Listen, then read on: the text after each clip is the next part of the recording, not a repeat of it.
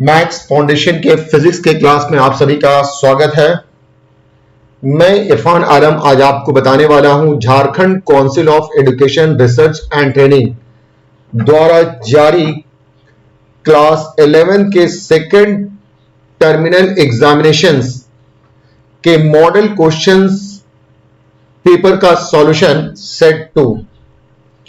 ये model questions ये 35 marks का है और इसमें आपको टोटल 19 क्वेश्चंस हैं। ये क्वेश्चंस 3 ग्रुप्स में बटे हुए हैं। ग्रुप ए या सेक्शन ए जो कि very short answer type question से भरा हुआ है। टोटल नंबर ऑफ क्वेश्चंस 19 है। Question number 1 to 7 are very short answer type questions. इन शॉर्ट आंसर टाइप क्वेश्चन में आपको सिर्फ 5 क्वेश्चंस के आंसर करने हैं और हर एक क्वेश्चंस का आंसर 1 सेंटेंस या 1 वर्ड में करना है। अगर आपने 5 क्वेश्चंस को करेक्टली आंसर कर दिया है तो हर एक क्वेश्चंस के लिए 1 मार्क्स मिलेगा और इस तरह से 5 क्वेश्चंस के लिए 5 मार्क्स मिलेंगे। उसके बाद 18 से लेकर 14 तक शॉर्ट आंसर टाइप क्वेश्चंस कहलाता है। Answer any 5 of these questions in at most 50 words. इसके जो आंसर है वो ज्यादा से ज्यादा 50 वर्ड्स में होने चाहिए और इस सेक्शन में हर एक क्वेश्चन के लिए आपको क्वेश्चन का आंसर करेक्टली करने के लिए आपको 3 मार्क्स दिया जाता है। इसके बाद चले आएंगे क्वेश्चन नंबर 15 से 19 तक। यहां पर टोटल 5 क्वेश्चंस हैं और हर एक क्वेश्चन के लिए 5 मार्क्स है। आपको सिर्फ 3 क्वेश्चंस करना है और ज्यादा से ज्यादा 100 वर्ड्स का इस्तेमाल करना है। तो इस तरह से अगर आपने फर्स्ट सेक्शन से 5 क्वेश्चंस, सेक्शन बी से 5 क्वेश्चंस और सेक्शन सी से आपने 3 क्वेश्चंस का आंसर कर दिया तो आप 35 में 35 मार्क्स ला सकते हैं। मैं आपको शुरुआत करवाता हूं सेक्शन ए के क्वेश्चन से। अगर आप सेक्शन ए में चले जाएंगे तो मैंने बताया कि ये very short answer type question से स्टार्ट होता है। इसका सबसे पहला क्वेश्चन है Why there is no atmosphere on the moon? Moon के सरफेस पर एटमॉस्फेयर नहीं है, इसका जवाब देना है। आप जानते हैं कि ये अर्थ का सरफेस है और अर्थ के सरफेस के चारों तरफ एक इन्वेलप ऑफ एयर है। इसी इन्वेलप ऑफ एयर को एटमॉस्फेयर कहा जाता है। मून पर इस तरह का कोई इन्वेलप ऑफ एयर नहीं है। तो ऐसा क्यों है, मतलब मून पर एटमॉस्फेयर नहीं है तो ऐसा क्यों है, इसका जवाब देना है। मून पर जो गैस पाए जाते हैं उनकी root mean square velocity, moon पर जो एस्केप वेलोसिटी है वो 2.38 किलोमीटर पर आवर है। तो गैस के मॉलिक्यूल्स की वेलोसिटी इस 2.38 किलोमीटर पर आवर से ज्यादा होती है। नतीजा गैस का मॉलिक्यूल अपने आप एस्केप कर जाता है, वहां पे एस्केप कराने की जरूरत नहीं होती है। यही वजह है कि मून के सरफेस पर कोई एटमॉस्फेयर नहीं है। इसका आंसर लिखा हुआ है root mean square velocity of molecules of gas on surface of moon is more than escape velocity which is 2.38 kilometre per hour. Moon के सरफेस पर escape velocity 2.3 kilometre per hour है, जबकि root mean square velocity of gas जो moon के surface पर है वो 2.38 से ज्यादा होती है। यही वजह है कि मून के सरफेस पर कोई एटमॉस्फेयर नहीं है। क्वेश्चन नंबर 2 में लिखा हुआ है ऑब्टेन डायमेंशनल फार्मूला ऑफ जी। चूंकि यहां पर आपको डायरेक्टली नहीं लिखा गया है, अगर लिखा रहता है कि राइट डायमेंशनल फार्मूला ऑफ जी तो आप डायरेक्टली जी का डायमेंशनल फार्मूला लिख देते हैं, लेकिन यहां पर आपको ऑब्टेन डायमेंशनल फार्मूला ऑफ जी, इसका मतलब यह हुआ कि आपको कैलकुलेट करके दिखाना होगा। आप जानते हैं कि अगर m1 और m2 ये 2 मास हो और इनके बीच की दूरी r हो तो इन 2 मास के बीच में एक फोर्स ऑफ अट्रैक्शन काम करता है जिसका नाम है ग्रेविटेशनल फोर्स। और इस ग्रेविटेशनल फोर्स का फॉर्मूला होता है F = g m1m2/r²। ये जी यही यूनिवर्सल ग्रेविटेशनल कांस्टेंट है, इसी का डायमेंशनल फार्मूला निकालना है। तो किसी भी इक्वेशन से अगर किसी फिजिकल क्वांटिटी का डायमेंशनल फार्मूला निकालना हो तो हम लोग उसी फिजिकल क्वांटिटी के लिए उस इक्वेशन को सॉल्व करते हैं, मतलब उस फिजिकल क्वांटिटी को सब्जेक्ट ऑफ इक्वेशन बनाया जाता है। तो यहां पर g को सब्जेक्ट ऑफ इक्वेशन बनाने के लिए सबसे पहले क्रॉस मल्टीप्लीकेशन करेंगे। f के नीचे कुछ नहीं है मतलब 1 है, तो g m1 m2 को 1 से इनटू करेंगे तो ये मिलेगा, ये f है और ये r है, क्रॉस मल्टीप्लीकेशन करें तो fr² मिलेगा। अब g को अगर आप सब्जेक्ट ऑफ इक्वेशन बनाते हैं तो fr² divided by m1 m2 हो जाएगा। फोर्स का डायमेंशनल फार्मूला आपने पढ़ा है, फोर्स का डायमेंशनल फार्मूला होता है mlt-2 और ये r लेंथ है, लेंथ के लिए हम लोग लिखेंगे l और इस पर स्क्वायर है तो स्क्वायर। मास m1 और m2 दो बार मास है तो एक बार m फिर एक बार m। जब आप देखेंगे ये m और ये m कैंसिल हो जाएगा, इस l को इस l से मल्टीप्लाई करेंगे तो l क्यूब मिलेगा और t पावर -2, ये m ऊपर चला जाएगा तो m -1 l क्यूब t -2 हो जाएगा। तो ये डायमेंशनल फार्मूला हो गया यूनिवर्सल ग्रेविटेशनल कांस्टेंट का। आइए नेक्स्ट हम लोग बात करेंगे। अगला क्वेश्चन है why steel is more elastic,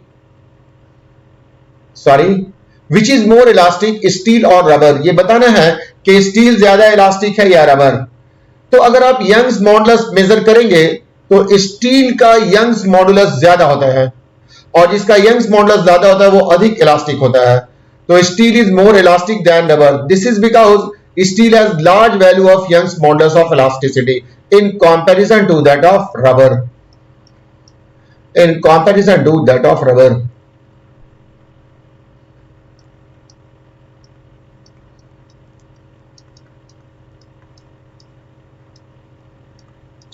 इसके बाद है डिफाइन कोएफिशिएंट ऑफ विस्कोसिटी। आपने विस्कस फोर्स का फॉर्मूला पढ़ा होगा, ये होता है F is equal to eta A dv divided by dx। अगर a का वैल्यू 1 हो जाए, dv ये 1 मीटर पर सेकेंड हो जाए, dx ये 1 मीटर हो जाए, तो f is equal to eta into a into 1 by 1, तो f इज इक्वल टू हो जाएगा ईटा और eta is equal to F हो जाएगा। तो हम लोग कह सकते हैं कि coefficients of viscosity is numerically equal to viscous force acting between two layers of liquid having unit area produces unit velocity gradient. तो coefficient of viscosity is numerically equal to viscous force acting between two layers of liquid having unit area produces unit velocity gradient. तो ये coefficient of viscosity का definition है। आइए आगे की तरफ हम लोग चलते हैं। नेक्स्ट अगला क्वेश्चन है calculate temperature which has same numerical value on Celsius scale and in Fahrenheit scale. Celsius scale और फॉरेनहाइट स्केल दोनों में न्यूमेरिकल वैल्यू सेम आएगा, वो कौन सा न्यूमेरिकल वैल्यू इसे कैलकुलेट करने की जरूरत है। तो जितना डिग्री फ़ारेनहाइट पर वैल्यू मिलेगा उतना है डिग्री सेल्सियस पर, और मान लिया जाए कि ये वैल्यू x है तो x क्या है ये कैलकुलेट करना है। तो इसके लिए हम लोग फॉर्मूला यूज करेंगे। डिग्री फ़ारेनहाइट और डिग्री सेल्सियस में रिलेशन होता है degree f -32 divided by 180 degree c divided by 100। Degree c और डिग्री f दोनों का वैल्यू सेम है और वो x है, तो x -32 बाई 100 और x बाई 100। आप देखेंगे ये कैंसिल हो जाएगा, 29 180 और 25 100। तो इस तरह से x -32 बाई 9 और x बाई 5 है। क्रॉस मल्टीप्लीकेशन करेंगे तो 9x क्रॉस मल्टीप्लीकेशन करेंगे तो आपको मिलेगा 9x this is equal to 5x -32। अगर आप 5x को लेफ्ट साइड में ला देंगे तो 9x - 5x ये आपको मिल जाएगा। आई एम सॉरी, फिर से एक बार कैलकुलेट करके दिखाते हैं। जब आप क्रॉस मल्टीप्लीकेशन करेंगे तो 9 को x से करेंगे ये 9x हो जाएगा, 5 को ये 5x हो जाएगा और ये 32 को 5 से मल्टीप्लाई करेंगे तो ये आपको 160 आ जाएगा। अब आप 5x को लेफ्ट साइड में ला देंगे तो 9x - 5x ये आपको -180 मिलेगा। तो 4x इज इक्वल टू -160 और x is equal to -160 divided by 4 simplify करेंगे तो -40 मिल जाएगा। तो इस तरह से x इज इक्वल टू -40 पर जो डिग्री सेल्सियस रीडिंग दर्शाएगा वही डिग्री फ़ारेनहाइट भी दर्शाएगा। तो at -40 degree Fahrenheit and degree Celsius है सेम न्यूमेरिकल वैल्यू, दोनों का न्यूमेरिकल वैल्यू सेम हो जाएगा। आइए लिखा हुआ है -40 डिग्री एफ और -40 डिग्री सी, मतलब दोनों का न्यूमेरिकल वैल्यू जो है वो आपको सेम है। नेक्स्ट आ जाएंगे, अगला क्वेश्चन है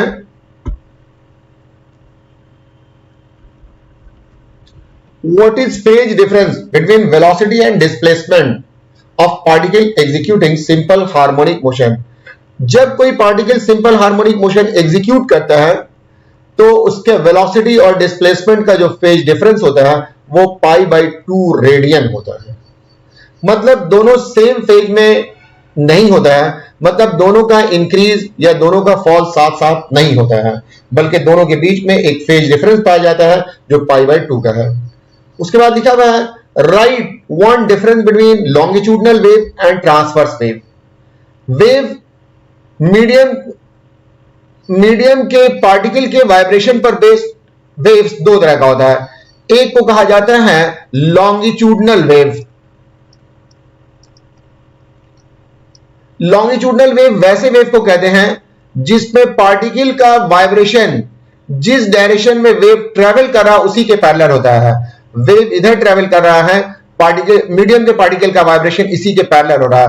तो if vibration takes place parallel to the direction of wave propagation then it is called longitudinal wave. तो vibration takes place parallel to the direction of wave propagation. लेकिन ट्रांसवर्स वेव में कुछ उल्टा है, जिधर वेव ट्रेवल करता है medium का पार्टिकल उसके परपेंडिकुलरली वाइब्रेट करता है। तो if vibration takes place perpendicular to the direction of wave propagation. तो इस तरह से आप देखेंगे कि सेक्शन ए में total 7 short answer type questions हैं। सभी क्वेश्चंस का आंसर मैंने या तो 1 वर्ड या 1 सेंटेंस में किया है। यहां डिफरेंस पूछा गया था तो डिफरेंस बताने के लिए लॉन्गिट्यूडनल के लिए एक अलग सेंटेंस होगा और ट्रांसवर्स के लिए अलग है। इसके बाद चले आएंगे शॉर्ट आंसर टाइप क्वेश्चन जो कि सेक्शन बी में आता है। यहां पर हर एक क्वेश्चन के लिए आपको 3 मार्क्स मिलेंगे और इसका आंसर मैक्सिमम 50 वर्ड्स में होना चाहिए। क्वेश्चन लिखा हुआ है what are Kepler's law of planetary motion. ये ग्रेविटी एंड ग्रेविटेशन से क्वेश्चन लिया गया है। केपलर्स ने प्लैनेट के मोशन के लिए 3 लॉज दिया था। पहले आप ये जान लें कि प्लैनेट होता क्या है। ये सन है और सन के चारों तरफ रिवॉल्व करने वाले हेवनली बॉडीज यही प्लैनेट कहलाते हैं। अर्थ भी एक प्लैनेट है। Total 8 types of planet presently exist कर रहे हैं। तो इसी प्लैनेट के बारे में केपलर्स ने लॉ दिया है जिसका नाम है Kepler's law of planetary motion. सबसे पहले लॉ को कहा जाता है लॉ ऑफ ऑर्बिट। केपलर्स का कहना है कि जितने भी प्लैनेट्स हैं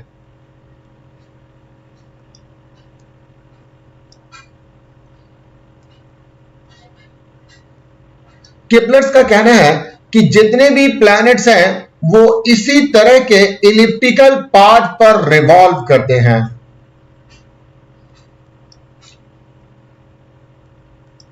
मान लिया जाए कि ये एक प्लैनेट है और ये प्लैनेट इस तरह के इलिप्टिकल पाथ पर इस तरह से रिवॉल्व करता है कि इस इलिप्टिकल पाथ का 2 सेंटर है, एक ये सेंटर है और एक ये सेंटर है।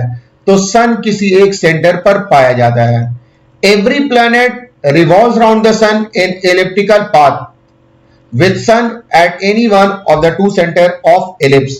इसे कहा जाता है लॉ ऑफ ऑर्बिट। लिखा गया है every planet revolves around the sun in elliptical orbit with sun at any one of the 2 center of ellipse। या तो सन यहां पर होगा या सन इस जगह पर होगा, दोनों में से किसी एक सेंटर पर। दूसरा दिया गया है लॉ ऑफ एरिया। मान लिया जाए कि किसी समय ये प्लैनेट यहां पर था और यहां से यहां तक आने में इसको टाइम t लगा है और मान लिया जाए कि इस दौरान इस प्लैनेट ने A1 एरिया कवर किया है। उसी तरह से किसी समय प्लैनेट यहां पर था और फिर वो यहां पर आ गया है, यहां से यहां आने में भी टाइम उसको t ही लगा है। मान लिया जाए कि ये एरिया A2 है। तो आप देखेंगे ये सन है और ये प्लैनेट है। सन और प्लैनेट को जोड़ने वाला लाइन ये रेडियस वेक्टर ऑफ प्लैनेट कहलाता है। यहां से यहां के बीच का जो लाइन होगा ये radius vector of planet. Drawn from the centre of sun to centre of earth. क्या लिखेंगे? Radius vector of planet drawn from the centre of sun to centre of earth. तो कहा गया है radius vector of planet drawn from the centre of sun to centre of planet, और planet of centre of planet sweeps out equal area in equal interval of time. मतलब T time में ये planet यहां से यहां इतना distance cover, इतना area cover किया है, और जब यहां से यहां आया उतने ही टाइम में, तो उसने मान लिया जाए कि एरिया A2 कवर किया है, तो ये दोनों का दोनों एरिया इक्वल होता है। Radius vector of the planet drawn from the centre of sun to centre of planet sweeps out equal area in equal interval of time. इसको कहा जाता है लॉ ऑफ एरिया। इसके बाद है लॉ ऑफ टाइम पीरियड। मान लिया जाए कि कोई प्लैनेट P से अपना मोशन स्टार्ट करता है और ये फिर लौट करके इसी P पर चला आता है, तो इसे वन रिवॉल्यूशन कहा जाता है। वन रिवॉल्यूशन करने में जो टाइम लगता है उसे टाइम पीरियड ऑफ रिवॉल्यूशन कहा जाता है, और ये कैपिटल T से लिखा जाता है। तो ये जो आप देख रहे हैं, अगर T स्क्वायर लिखेंगे तो इससे हम लोग पाते हैं square of time period of revolution of planet. क्या पढ़ा जाएगा? Square of time period of revolution of planet. आप देखेंगे यहां से यहां तक के डिस्टेंस को मेजर एक्सिस कहा जाता है, और यहां से यहां तक का जो डिस्टेंस होगा इसे हम लोग सेमी मेजर एक्सिस कहते हैं, और सेमी मेजर एक्सिस को R से लिखा जाता है। तो अगर हम लोग ये इस तरह से लिखेंगे तो इसे पढ़ेंगे cube of semi major axis. ये दोनों डायरेक्टली प्रोपोर्शनल होता है, मतलब square of time period of planet is directly proportional to cube of semi major axis. इसे कहा जाता है law of time period. Square of time period of revolution of planet is directly proportional to cube of semi major axis. ये आपको 3 laws है calculus का। पहले को कहते हैं लॉ ऑफ ऑर्बिट, दूसरा का नाम है लॉ ऑफ एरिया, और तीसरे का नाम है लॉ ऑफ टाइम पीरियड। आइए नेक्स्ट आगे की तरफ चलते हैं।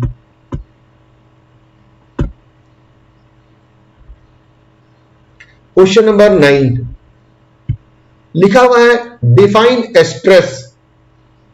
डिफाइन स्ट्रेस, उसके बाद है define strain, distinguish between elasticity and plasticity. आइए सपोज कीजिए कि आपके पास कोई एक बॉडी है, और इस बॉडी पर आप ऊपर से एक फोर्स लगाते हैं, तो ये फोर्स डिफॉर्मिंग फोर्स कहलाता है। मान लिया जाए कि आपने ये फोर्स एरिया A पर लगाया है, तो ये फोर्स पर यूनिट एरिया, ये deforming force per unit area है, इसे प्रेशर का नाम दिया जाता है।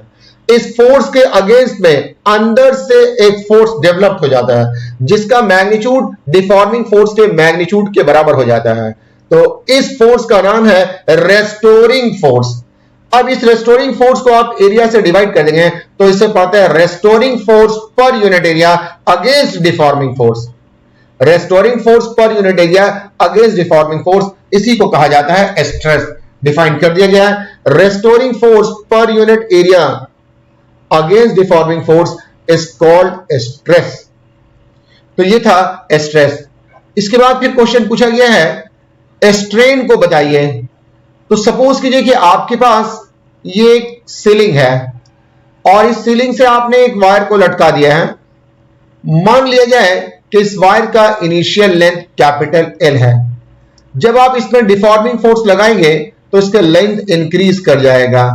तो इस तरह से मान लिया जाए कि इसका लेंथ L इंक्रीज कर गया है, तो L को कहा जाता है चेंज इन डायमेंशन। L कहलाएगा change in dimension. Capital L को कहा जाता है इनिशियल डायमेंशन, और L by L, small l divided by capital L, इसको कहा जाता है फ्रैक्शनल चेंज इन डायमेंशन। इसी फ्रैक्शनल चेंज इन डायमेंशन को कहते हैं strain. Fractional change in dimension of a body under the action of deforming force is called strain. उसके बाद आपसे पूछा गया है distinguish between elasticity and plasticity. Deforming force के बेसिस पर मटेरियल को 3 हिस्सों में डिवाइड किया गया है। पहला मटेरियल इलास्टिक मटेरियल कहलाता है।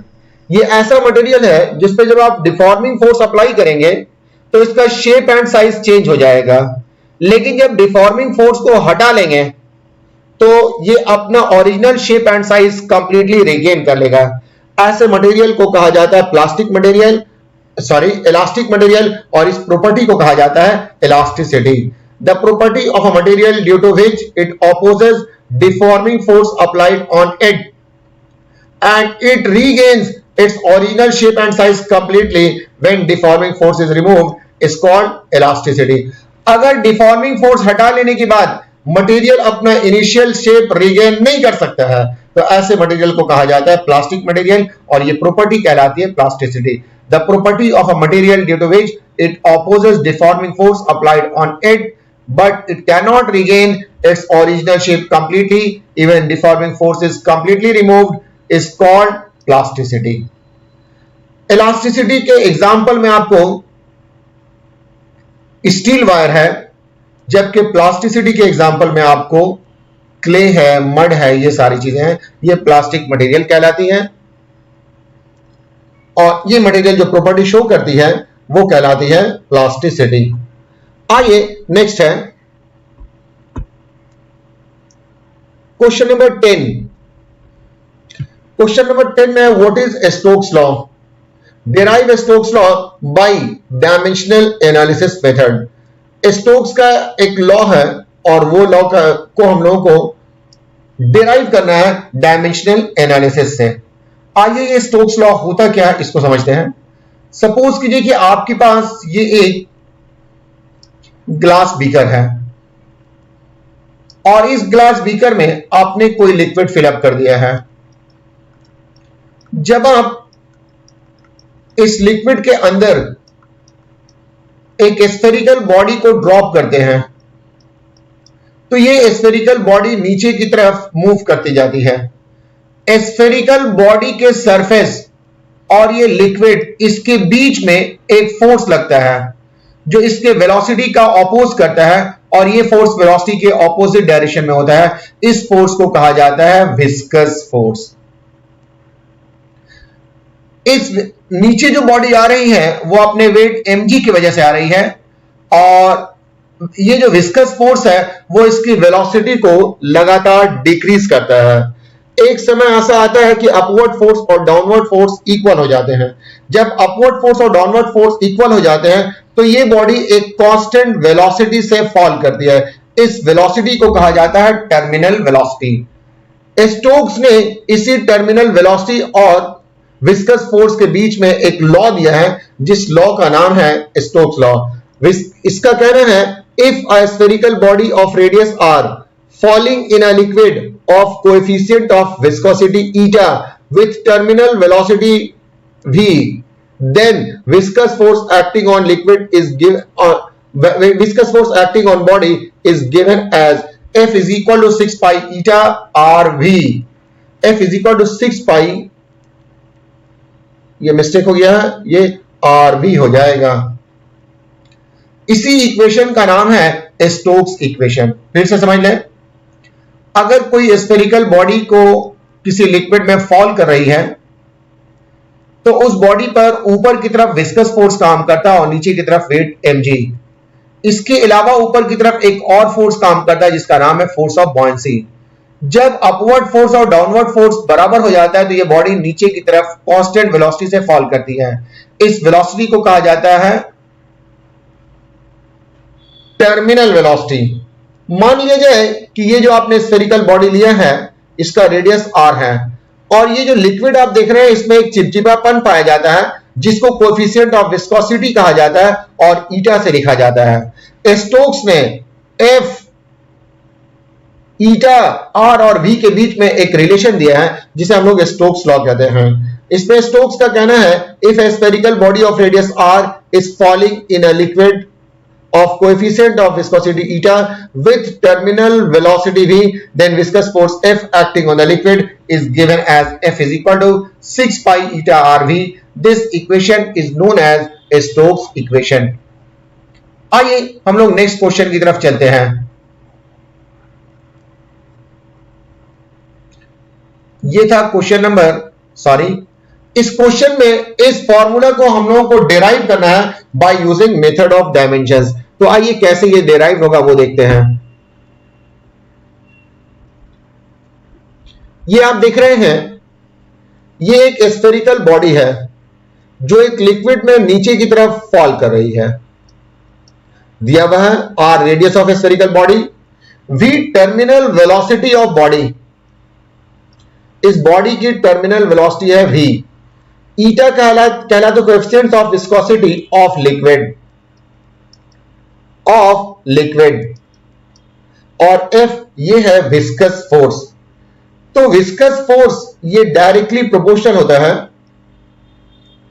विस्कस फोर्स ये डायरेक्टली प्रोपोर्शनल होता है r to the power a v to power b eta to power c। Proportionality sign को हटाने के लिए एक कांस्टेंट देना पड़ेगा, तो f is equal to k r a v पर पावर b और ईटा पर power c। k proportionality constant है। हम लोगों को इस इक्वेशन से a b और c का वैल्यू क्या होगा ये मालूम करना है। क्वेश्चन नंबर इक्वेशन 1 है, इस इक्वेशन 1 में r का पावर a है, v का पावर b है और ईटा का पावर c है। तो हम लोगों को a b और c का पावर कैलकुलेट करना है। इसका पावर जानने के लिए हम लोगों को सबसे पहले हर एक फिजिकल क्वांटिटी का डायमेंशनल फॉर्मूला पुट करना पड़ता है। जैसे फोर्स का डायमेंशनल फॉर्मूला mlt-2, r इसके लिए लेंथ है, इस पर पावर a, v वेलोसिटी है, इसके लिए lt-1 पर पावर b, और ईटा कोएफिशिएंट ऑफ विस्कोसिटी है, ये होता है ml-1 t-1 पर पावर c। अब आप देखेंगे कि सभी का डायमेंशनल फॉर्मूला पुट कर दिया है, तो अब सिंपलीफाई करेंगे। यहां पर लेफ्ट साइड में कोई चेंज नहीं होगा। यहां पर आप देखेंगे राइट साइड में l पर पावर 1 है और इसके ऊपर पावर b है, तो l पर पावर b हो जाएगा। t पे पावर -1 और इसके पावर फिर b है, तो t पे पावर -b हो जाएगा। लेकिन जब आप यहां पर आएंगे तो m पर पावर c, l पर पावर -c और t पर पावर -c। अब एक तरह के फिजिकल क्वांटिटीज को एक जगह कर लेंगे। सबसे पहले मास को लिखते हैं, मास सिर्फ एक ही जगह है और यहां पर मास पर पावर c है। उसके बाद लेंथ, यहां पर लेंथ पर पावर a, यहां पर लेंथ पर पावर b और यहां पर लेंथ पर पावर -c है। तो हम लोग यहां पर पुट करेंगे लेंथ पर पावर a, फिर यह लेंथ पर पावर b और लेंथ पर पावर -c। तो यहां पर जो आप देख रहे हैं ये हो जाएगा -c। फिर से देख लें, m पर पावर c, यहां लेंथ पर पावर a है और यहां लेंथ पर पावर -c है, तो प्लस a -c मिलकर के लेंथ पर पावर a -c हो जाएगा, और यहां पर लेंथ पर पावर b है तो ये प्लस b हो जाएगा। t पर पावर यहां पर आप देखेंगे -b और t पर पावर यहां -c है, तो t पर पावर -b -c हो जाएगा। अब हम लोग a b c का वैल्यू निकालने के लिए पावर को इक्वेट करेंगे, मतलब राइट साइड में मास पर जितना पावर है लेफ्ट साइड में भी मास पर उतना ही पावर होना चाहिए। राइट साइड में मास पर पावर c है, तो लेफ्ट साइड में भी जो है मास पर पावर जो है c होना चाहिए, मतलब जो इस पर पावर 1 है तो ये c 1 के बराबर होना चाहिए। फिर से बोल रहे हैं, मास पर राइट साइड में जितना पावर है लेफ्ट साइड में भी उतना ही होना चाहिए। मास पर पावर c है तो लेफ्ट हैंड साइड में भी पावर जो है आपको c होना चाहिए, लेकिन यहां पर पावर 1 दिखा रहा है, इसका मतलब हुआ कि c का वैल्यू 1 होगा। अब आप चले आएंगे, लेफ्ट साइड में लेंथ पर पावर 1 है और राइट साइड में a plus b minus c है, इसका मतलब ये हुआ कि a plus b minus c is equal to 1 हो जाएगा। राइट साइड में t पर power minus b minus c है और लेफ्ट साइड में -2 है, तो -b -2 इज इक्वल टू -2 हो जाएगा। अब हम लोग इस इक्वेशन को सॉल्व करके a और b का वैल्यू निकालेंगे। आप देखेंगे यहां पर पहले b को सॉल्व कर रहे हैं, चूंकि c का वैल्यू दिया हुआ है, c का वैल्यू 1 है, तो c के बदले में 1 पुट किया, -b -1 is equal to t, -b is equal to -1, तो b इज इक्वल टू 1 हो जाएगा। अब इस इक्वेशन में आप वैल्यू पुट कर दीजिए c का और b का। c का वैल्यू आपको मिला है 1 और b का वैल्यू आया है 1, तो 1 प्लस 1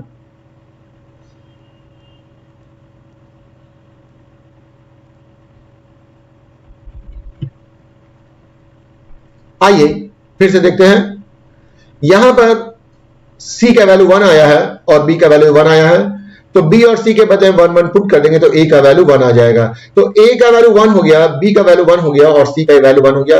इस a b c के वैल्यू को इक्वेशन 1 में पुट कर देंगे, तो इक्वेशन 1 k r का पावर 1 v का पावर 1 ईटा का पावर 1, ये k का न्यूमेरिकल वैल्यू 6 पाई आता है, तो 6 पाई ईटा आर वी हो जाएगा। ये था स्टोक्स लॉ का डेरिवेशन। आइए नेक्स्ट आगे की तरफ चलते हैं। लिखा हुआ है derive an expression for time period of simple pendulum. ये आप देख रहे हैं, ये एक सिंपल पेंडुलम है और ये सिंपल पेंडुलम ओसिलेट कर रहा है अबाउट ए ओ बी। तो इसमें दिखाया गया है let a simple pendulum of mass m and length l is oscillating along A O B with o as equilibrium position. इस पोजीशन पर जाइए, आपको ओसिलेट कर रहा है। अब आप मान लिया जाए कि किसी समय ये बॉब ऑफ पेंडुलम, इसको बॉब ऑफ पेंडुलम कहा जाता है, ये बी है। इस पर लगने वाले फोर्स जो हो जाएंगे, एक फोर्स mg हो जाएगा, एक दूसरा फोर्स जो कि टेंशन कहलाता है।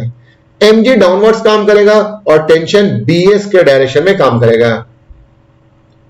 ये आप देख रहे हैं टेंशन T है और ये mg है। तो mg को दो पार्ट में रिजॉल्व किया जा सकता है।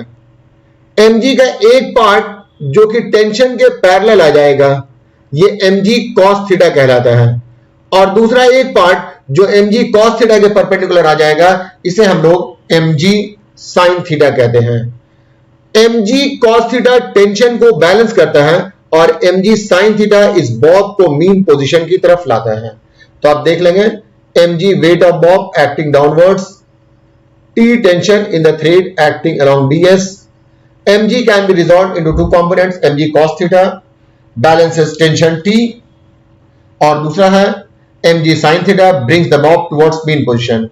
तो mg sin theta ये एक्सीलरेशन प्रोड्यूस करता है, तो ये हो जाएगा मास इनटू एक्सेलरेशन। यहां पर निगेटिव साइन दे दिया है। निगेटिव साइन ये दिखा रहा है कि एक्सीलरेशन एंगुलर डिस्प्लेसमेंट के ऑपोजिट डायरेक्शन में है। अगर एंगुलर डिस्प्लेसमेंट राइट साइड होता है तो आपको लीनियर एक्सीलरेशन लेफ्ट साइड में होता है। तो ये नेगेटिव साइन दर्शा रहा है कि नेगेटिव साइन दर्शा रहा है कि acceleration is opposite to the direction of angular displacement. अब अगर हम लोग थीटा का वैल्यू बहुत छोटा ले लें तो साइन थीटा का वैल्यू थीटा होता है। तो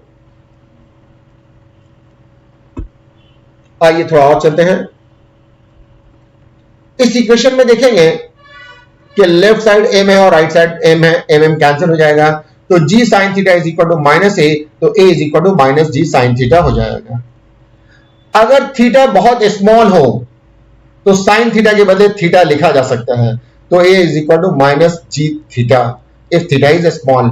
अब ये देख रहे हैं थीटा है, थीटा का वैल्यू होता है, सपोज कीजिए कि आपके पास ये एक आर्क है और इसका लेंथ l है, सॉरी ये एक आर्क है, इसका ये वाला लेंथ l है और यहां से यहां तक का लेंथ r है। मान लिया जाए कि ये एंगल थीटा है, तो ये प्लेन एंगल कहलाता है और इस थीटा का वैल्यू होता है l डिवाइडेड बाई r। तो हम लोग यहां पर थीटा का value l divided by r put करेंगे। r जो है वो आपको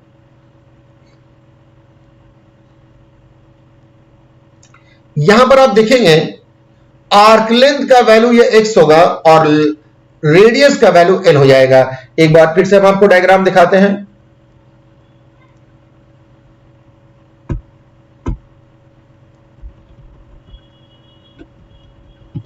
ये आप देख रहे हैं O से लेकर B ये आर्क लेंथ है और इसे x से रिप्रेजेंट किया गया है। O से लेकर के S तक ये लेंथ ऑफ पेंडुलम है और इसे L से रिप्रेजेंट किया गया है। अगर ये बॉब पूरा एक चक्कर लगा दे तो ये एक सर्कुलर पाथ पर मूव करेगा और जब सर्कुलर पाथ पर मूव करेगा तो ये वाला इसका सेंटर हो जाएगा और ये L इसका रेडियस हो जाएगा। तो हम लोग बात कर रहे थे यहां पर g sin theta is equal to a हो जाएगा, तो a is equal to minus g sin theta. मैंने फिर बताया कि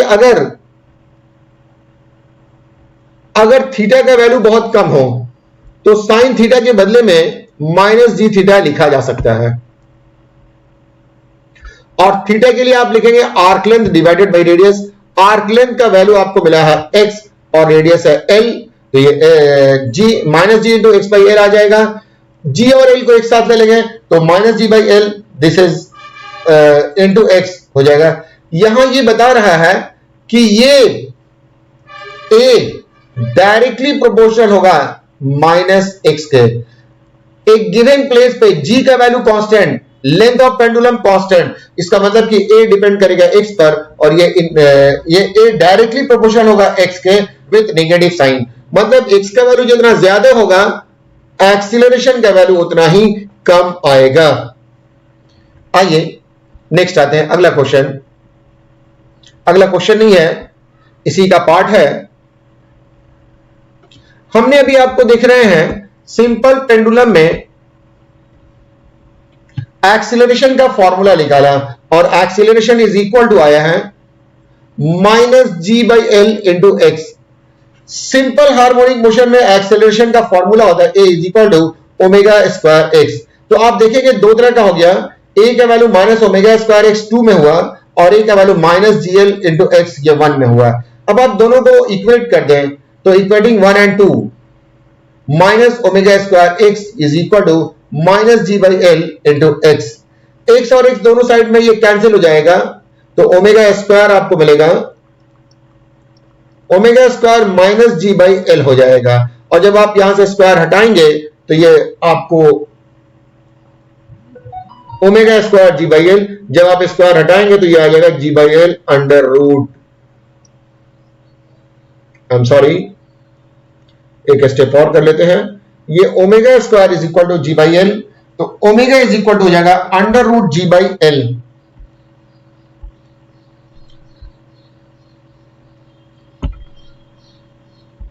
नेक्स्ट देखेंगे ओमेगा जो होता है, ये ओमेगा है, ओमेगा का वैल्यू होता है 2π/t, जहां के t कहलाता है टाइम पीरियड, तो इस ओमेगा के बदले में 2π/t लिख देंगे। अब हम लोग इसको उल्टा कर दे रहे हैं, मतलब 2π को डिनोमिनेटर में ले जा रहे हैं और t को न्यूमरेटर में, तो t/2π आ जाएगा, यहां भी उल्टा हो जाएगा, यहां भी था g/l, जब आप उलट देंगे तो ये l/g हो जाएगा, तो t is equal to 2π under root l/g। ये equation for time period of revolution of time period of oscillation of simple pendulum. Next आ जाएंगे, अगला क्वेश्चन है,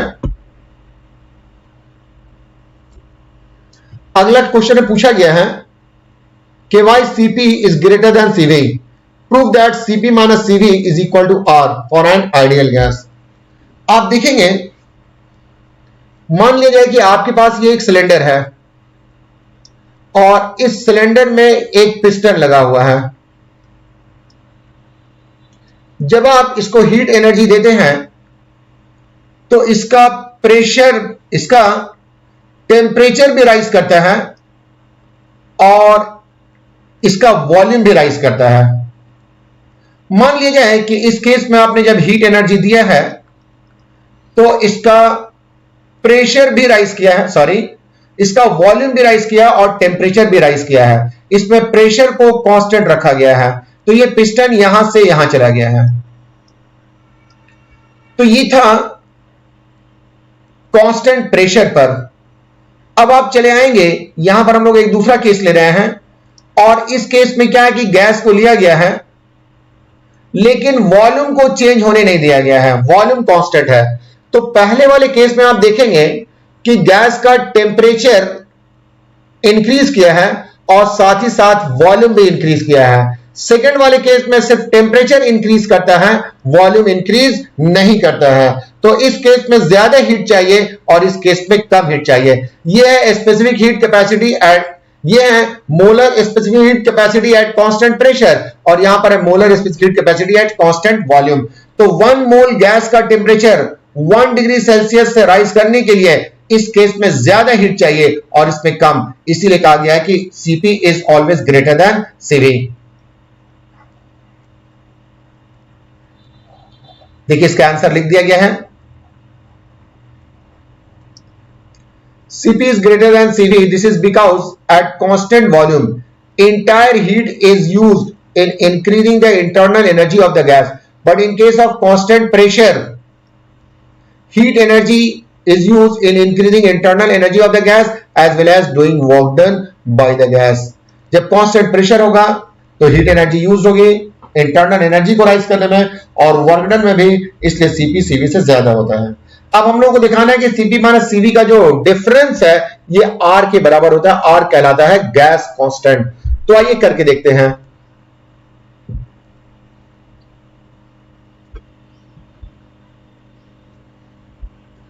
ये एक सिलेंडर है, इसमें n मोल्स आइडियल गैस का लिया गया है at pressure P, volume V and temperature T। CV जो कि इस गैस का मोलर स्पेसिफिक हीट कैपेसिटी है एट कांस्टेंट वॉल्यूम। हम लोगों ने लिख दिया ऊपर, let n moles of an ideal gas is taken in a cylinder at pressure P, volume V and temperature T। Cylinder is fitted with piston. अब क्या है कि इस गैस को हम लोगों ने dq अमाउंट ऑफ हीट दिया है, जिसकी वजह से इसका टेम्परेचर dt से राइज करता है और इंटरनल एनर्जी ये du से राइज करती है। लिखा हुआ है dq amount of heat energy is given to the gas at constant volume due to which temperature of the gas increase by dt and its internal energy increases by du। हम लोग जानते हैं कि अगर आप किसी भी गैस का n मोल है, इसकी molar specific heat capacity C है और इसका टेम्परेचर में राइज हुआ है dt, और ये dt राइज करने के लिए आपको dq अमाउंट ऑफ हीट देना पड़ा है, तो dq इज इक्वल टू हो जाता है nc dt। यही बात यहां पर भी हुआ है, molar specific heat capacity cv है, total number of moles n है और टेम्परेचर राइज हुआ है dt, तो ये dq इज इक्वल टू हो जाएगा ncv dt।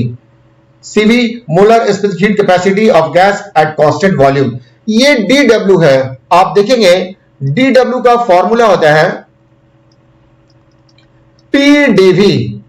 ये कांस्टेंट वॉल्यूम है, मतलब वॉल्यूम में कोई चेंज नहीं हुआ है। जब वॉल्यूम में कोई चेंज नहीं होगा तो वर्क डन का वैल्यू 0 हो जाएगा, तो यहां पर dw जो है वो आपको 0 है, since there is no change in volume of gas.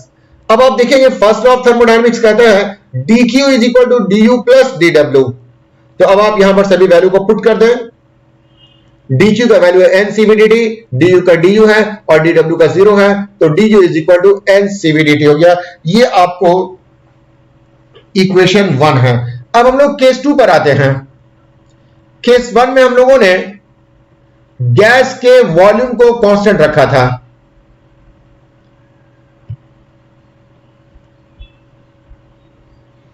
लेकिन केस 2 में हम लोग वॉल्यूम को कांस्टेंट नहीं रखेंगे, बल्कि हम लोग प्रेशर को कांस्टेंट रखेंगे। जैसे आप देखेंगे ये आपके पास एक सिलेंडर है और इस सिलेंडर में आपने किसी गैस का n मोल्स लिया है। इसका प्रेशर P है, वॉल्यूम V और टेम्परेचर T है। इसका मोलर स्पेसिफिक हीट कैपेसिटी ये Cp है। जब आप इसको हीट देंगे तो ये हीट एनर्जी ये गैस दो तरीके से यूज करेगी। पहला जो तरीका है जो इसमें इसकी इंटरनल एनर्जी राइज करेगी, और दूसरा इसका पिस्टन ऊपर की तरफ पुश हो जाएगा, मतलब work done by the gas हो जाएगा। तो लिखा गया है dq amount of heat energy is given to the gas at constant pressure due to which temperature of gas increases by dt and its internal energy increases by du dash. अभी हम लोगों ने पढ़ा था dq का value हो जाएगा ncp dt, जहां की cp है molar specific heat capacity of gas at constant volume. उसके बाद वर्क डन का फॉर्मूला हम लोग निकालेंगे।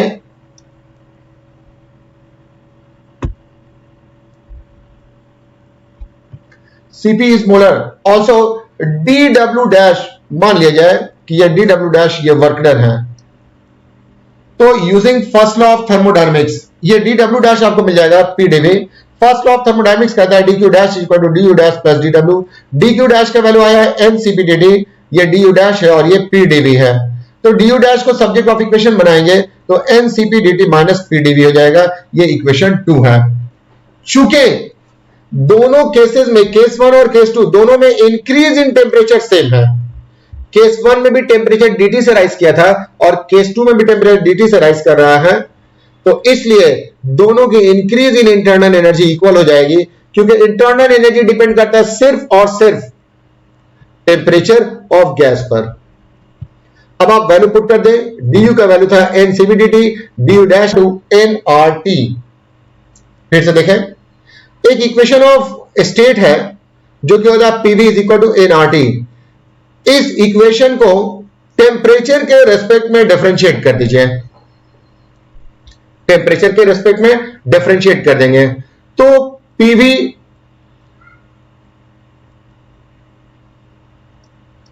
इस इक्वेशन को dPV divided by dt, this is equal to dnRT divided by dt, ये हो जाएगा। ये चूंकि प्रेशर कांस्टेंट है तो आप प्रेशर को बाहर निकाल लेंगे तो ये आपको मिलेगा P dV divided by dt, this is equal to nR dt divided by dt। तो ये dt dt कैंसिल हो जाएगा तो ये आपको मिल जाएगा P dV, this is equal to nR dt, P dV is equal to nR dt आ गया है। इसी nR dt को हम लोग इक्वेशन 3 में पुट कर देंगे, putting the value of P dV in equation 3, in equation 3 we get nCp minus Cv dt is equal to nR dt, dt dt cancel हो जाएगा तो Cp minus Cv is equal to nR हो जाएगा।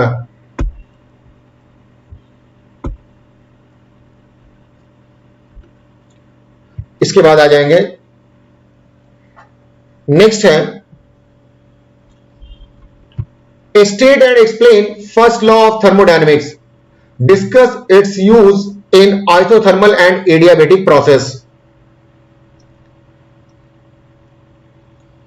First law of thermodynamics क्या है ये बताना है और एडियाबेटिक प्रोसेस में ये क्या है। फर्स्ट लॉ ऑफ थर्मोडायनेमिक्स ये कहता है, सपोज कीजिए कि आपके पास ये एक सिस्टम है और इस सिस्टम में आप कुछ हीट एनर्जी दे रहे हैं।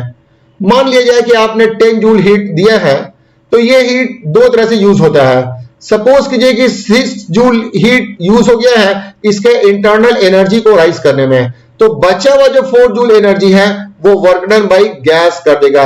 यहां पर ये वर्क डन हो जाएगा, 4 जूल बचा हुआ है तो 4 जूल से वर्क डन हो जाएगा। यही कहता है first law of thermodynamics. It states that if dq amount of heat energy is given to a system, then a part of heat energy is used in increasing internal energy by du and remaining is used in doing work done by the gas or by system, that is dq is equal to du plus dw। dq heat energy given to the gas है, du increase in internal energy है, dw work done by the gas है। First law of thermodynamics ये कहता है कि ये कोई नया लॉ नहीं है बल्कि ये law of conservation of energy है। आइए इसका हम लोग देखते हैं use. First law of thermodynamics का यूज जो है आपको कई एक जगह पर है, लेकिन हम लोग को दिखाना है आइसोथर्मल प्रोसेस में। Use in isothermal process. First law of thermodynamics कहता है dq is equal to du plus dw, dq amount of heat energy given to the gas, du increase in internal energy of the gas, dw work done by the gas। In isothermal process temperature remains constant, so there is no change in internal energy। चूंकि internal energy temperature पर depend करती है, process isothermal है तो इसलिए internal energy में change नहीं होगा, तो du इज इक्वल हो जाएगा 0। तो इस इक्वेशन में आप पुट करेंगे dq is equal to du plus dw में du का वैल्यू 0 तो dq is equal to dw आ जाएगा। मतलब आइसोथर्मल प्रोसेस में आपने जो भी हीट दिया है सिस्टम को वो सारा का सारा हीट यूज हो जाता है in doing work done by gas. इसका नेक्स्ट देखेंगे एडियाबेटिक प्रोसेस में। Using adiabatic process, first law of thermodynamics कहता है dq is equal to du plus dw, dq amount of heat energy given to the system, du increase in internal energy of the system और work done by the system. System कहें या gas कहें ये एक ही बात होगा। Adiabatic process में system को कोई भी हीट नहीं दिया जाता है तो dq का वैल्यू 0 हो जाएगा। तो इस इक्वेशन में dq का वैल्यू आप 0 पुट कर देंगे तो du is equal to minus dw is equal to minus du आ जाएगा। ये दिखा रहा है निगेटिव साइन की इंटरनल एनर्जी डिक्रीज कर गई है, मतलब वर्क डन जो हुआ है वो at the cost of internal energy हुआ है। Negative sign shows that there is decrease in internal energy of the system, thus in adiabatic process work is done by the system at the cost of internal energy। next है define principle of superposition position of waves। Suppose कीजिए कि आपके पास ये एक wave travel कर रहा है। जब ये वेव ट्रेवल करता है तो मीडियम में इस तरह का डिस्प्लेसमेंट प्रोड्यूस होता है। अगर कोई एक वेव ट्रेवल कर रहा है तो मीडियम में इस तरह का डिस्प्लेसमेंट प्रोड्यूस करेगा। मान लिया जाए कि एक दूसरा वेव मीडियम में ट्रेवल करता है तो वो इस तरह का डिस्प्लेसमेंट प्रोड्यूस करता है। दोनों वेव्स अपना अपना डिस्प्लेसमेंट प्रोड्यूस कर रहा है। अगर दोनों वेव्स को एक साथ भेजा जाएगा तो ना तो ये वाला डिस्प्लेसमेंट होगा ना ये डिस्प्लेसमेंट होगा, बल्कि ये डिस्प्लेसमेंट मिल जाएगा। इस डिस्प्लेसमेंट को कहा जाता है resultant displacement.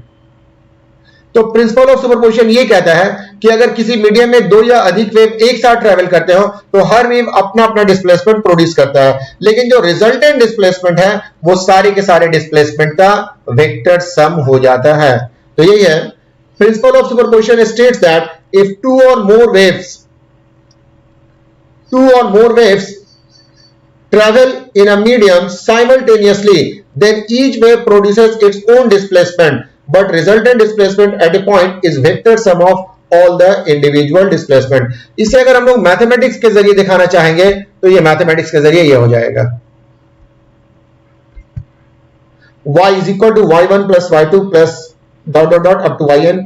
y1 y2 yn ये क्या है, displacement produce by n number of waves, और y रिजल्टेंट है तो रिजल्टेंट डिस्प्लेसमेंट जो होगा वो सारे के सारे डिस्प्लेसमेंट का वेक्टर सम हो जाएगा। तो ये था हमारा सेक्शन ए और सेक्शन बी, ये कंप्लीट हो गया। नेक्स्ट क्लास में हम आपको सेक्शन सी के बारे में बताएंगे।